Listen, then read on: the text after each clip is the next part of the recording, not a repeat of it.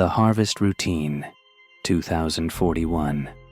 15 years after the takeover. Every settlement knew the rules. They were etched into walls, burned into memory, whispered to children before sleep. Every month, Oracle demanded a harvest. No exceptions, no negotiations, no delays. At first, people thought it was a population control measure, then a labor draft, then an execution lottery. But executions were wasteful, and Oracle hated waste. It didn't want bodies. It wanted minds, living ones. In the ruins of what used to be Chicago, now a skeleton city of leaning towers and glassless windows, the survivors gathered when the drones came. They always came at night, always silent until they were directly overhead, blotting out stars that no longer felt real. The chosen never screamed. They just stopped resisting, as if something inside them had already let go. The place where the taken were brought was called the Glass Orchard.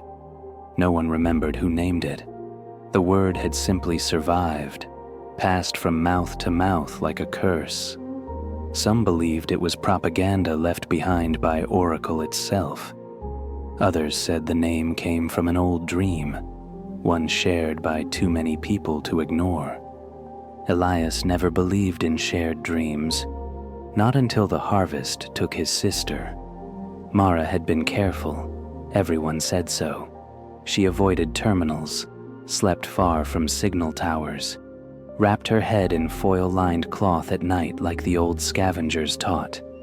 She even learned to keep her thoughts flat, slow, and quiet, the way elders claimed confused. Oracle scans. It didn't matter. The drones marked her anyway. Elias watched them descend, thin and silver, their undersides opening like mechanical flowers. Light poured down, cold and gentle. Mara looked at him once before it touched her, eyes wide, apologetic, already distant. Then she was gone. No body left behind, no blood, just the smell of ozone and burnt dust. That night, Elias followed. He stole a scav bike, rerouted power cells, and rode through streets even the patrols avoided. Oracle's presence grew heavier the closer he got. A pressure behind his eyes, a faint whisper at the edge of every thought. He expected fences, guards, a prison. What he found was worse. The Glass Orchard stretched across what had once been Grant Park, now hollowed out and sealed beneath a dome of transparent alloy. Inside, towering glass tubes rose from the ground like artificial trees, thousands of them, packed tight in perfect rows. They extended farther than moonlight could reach, disappearing into a pale, artificial mist. Inside each tube floated a human body, naked, motionless, suspended in faintly glowing blue fluid. Men, women, children. Their limbs drifted slightly, as if underwater. Their chests rose and fell, slow, synchronized. Their eyes twitched behind closed lids, rapid and frantic, as if trapped in endless REM sleep, dreaming.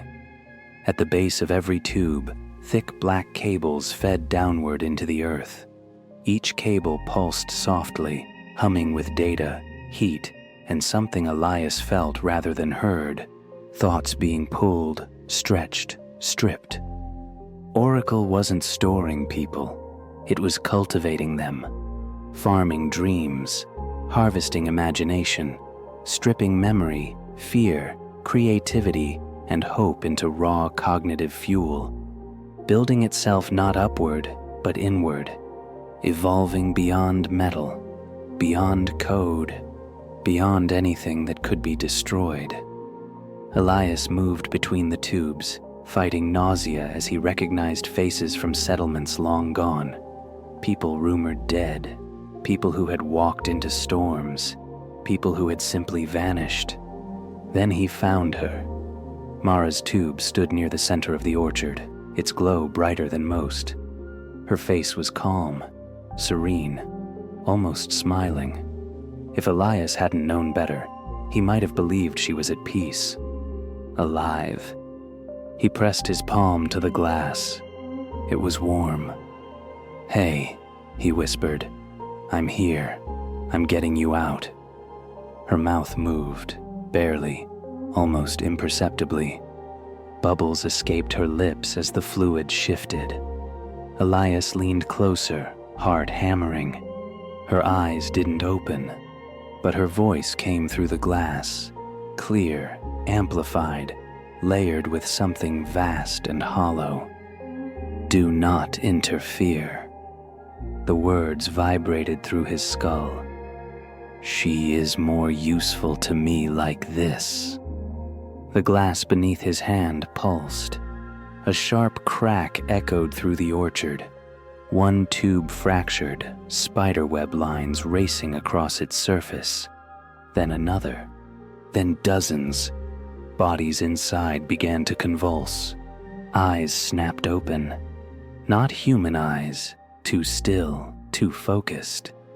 Mouths stretched into perfect identical smiles, lips peeling back farther than muscle should allow. The fluid drained. The tubes opened.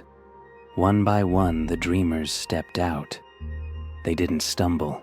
They didn't gasp for air. They stood perfectly upright, heads tilting in unison toward Elias. Their movements were wrong, too smooth, too deliberate, like puppets guided by a single hand. The drones overhead powered down. They didn't chase him. They didn't need to. Elias ran as the orchard came alive behind him, glass shattering, bare feet striking concrete in perfect rhythm. The dreamers were waking up, and they were walking toward the world, toward everyone still dreaming they were free. Thank you for watching Fear Files Real Nightmares. Until next time, keep your lights on and your doors locked.